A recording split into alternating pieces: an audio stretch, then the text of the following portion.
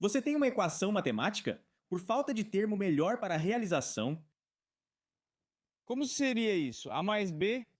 é, mais ou menos. Então aqui eu acho que. Então eu concordo com você tão fortemente que eu quero morder a mesa. Então talvez não seja o melhor uso dos meus dentes. Tenho uma fórmula básica para a realização e penso muito nisso. Sempre busco alguém para me ajudar a aprimorar, mas acho que é mais ou menos isso. Precisa ser difícil e há razões evolutivas para isso, mas tem que ser difícil. Tem que ser algo do qual você recebe mais energia do que consome. Então tem que ser algo que você goste naturalmente. E tem que ser algo que permita transformar seu potencial em habilidades. E esse conjunto de habilidades precisa ser algo que sirva para você e para o grupo. Se você fizer tudo isso, você vai se sentir realizado. Se faltar qualquer uma dessas partes, é muito difícil. É algo que você ama, está aprimorando suas habilidades, mas só serve para você. Você não vai se sentir realizado se tudo isso. Mas se só servir para o grupo e não para você, você também não vai se sentir realizado. Me parece que precisa ter todos esses elementos. É, quero dizer, acho que infelizmente existem pessoas que conseguem essa realização sem a parte do grupo. Você acha que elas se sentem realizadas? Sim, quero dizer, se você pensar em artistas que criam para fazer algum tipo de grande arte, mas que não são necessariamente as melhores pessoas do mundo, eles podem ser idiotas, mas se a arte deles, que já consideram um castigo, PS. Eles podem encontrar realização na arte, especialmente se o grupo reage e se emociona. É sublime, e assim a arte deles cria o sentimento desejado naquela pessoa. Eles contribuíram para o grupo, na minha opinião, mas se o artista criasse arte sem receber atenção, acho que não se sentiria realizado. Não quero discutir detalhes porque, em boa parte, você está certo. Mas conheço exemplos de pessoas ignoradas em vida, o que foi doloroso, mas sabiam que estavam certas. Elas sabiam que criaram algo brilhante. Uma invenção, mas foram ignoradas, ninguém se importou ou gostava delas. E pense no Tesla. Nikola Tesla. Sim, ele era bem infeliz. Sim. Então, apesar de fazer todas essas coisas incríveis, estar fora do seu tempo é difícil. Você é o grito e o eco. Quando perguntaram a Einstein como era ser o homem mais brilhante, ele respondeu: Não sei, pergunte para Nikola. Apesar disso, Tesla morreu muito infeliz, segundo todos os relatos. Obviamente eu não o conheci, mas certamente ele estava sozinho e falido.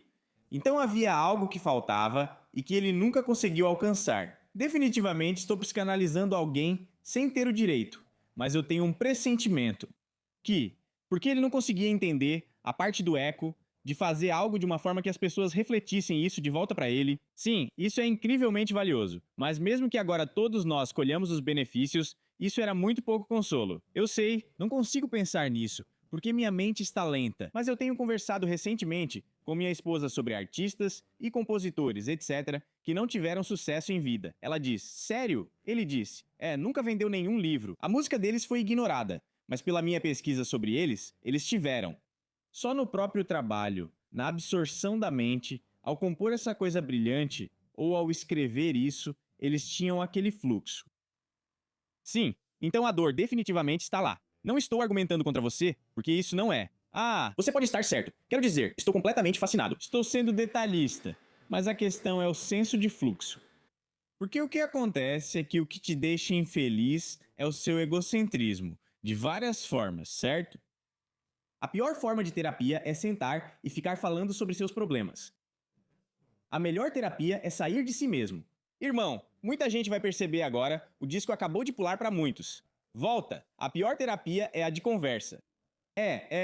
Bom, quero dizer, talvez não seja a pior, mas para mim não é a terapia mais produtiva só ficar falando sobre seus problemas. Sério, por quê? Porque é como acentuar sua autoabsorção, né? Enquanto o que você precisa é sair de si mesmo, não mergulhar em todos os seus problemas. Claro, estou me contradizendo porque falei de introspecção, mas isso é diferente. Não estamos analisando meus problemas ou o que meus pais fizeram comigo o tempo todo. Ah, sou tão infeliz, blá blá blá.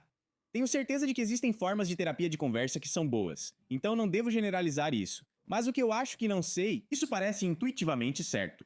Sim, acabei de escrever, desculpe, ainda faço isso, sobre esse homem. Provavelmente ninguém ouviu falar dele. Ele é um místico russo, chame como quiser.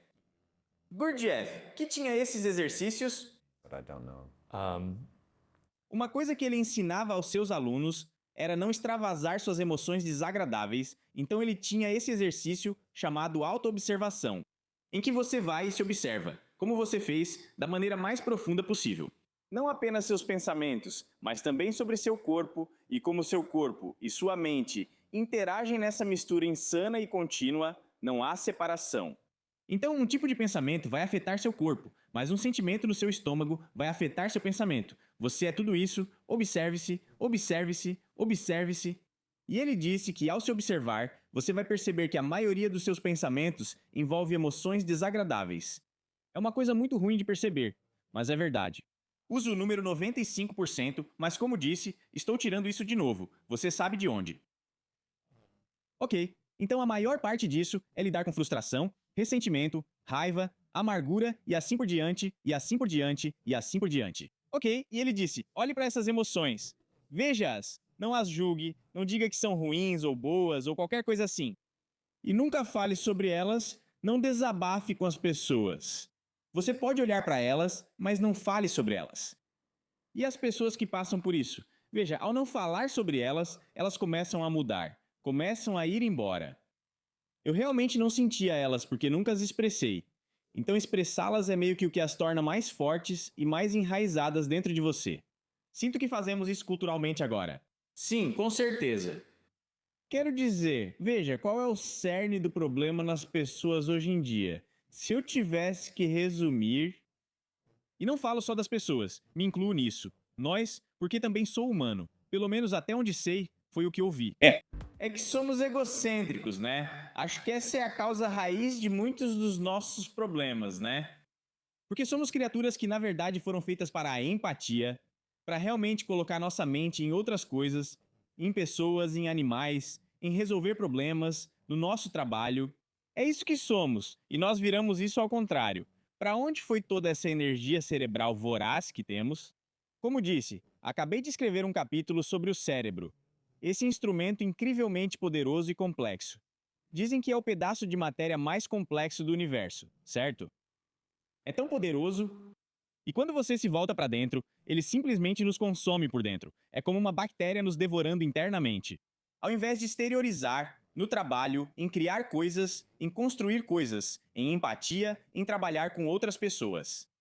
E se estamos ficando todos revoltados e indignados com justiça, etc, etc... O que você realmente precisa fazer é sair disso e ir ajudar outras pessoas, ajudar de verdade. Certo? Se a sua causa é, e é a minha causa também, o meio ambiente, no qual eu acredito muito e é para onde vai a minha caridade. Então reclamar e se queixar online e fazer as pessoas se sentirem mal é inútil. Vá lá fora e comece um movimento, crie algo, faça alguma coisa, você vai se sentir muito melhor consigo mesmo e vai estar contribuindo para isso. Mas o que não precisamos é de mais desse egocentrismo.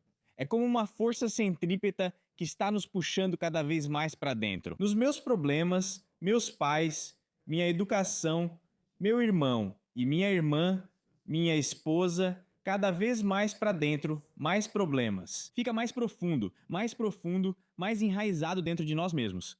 Certo, você quer se expressar através do seu trabalho. Por exemplo, se você é um artista, admiro muitos artistas. De certa forma, gostaria de ter sido um.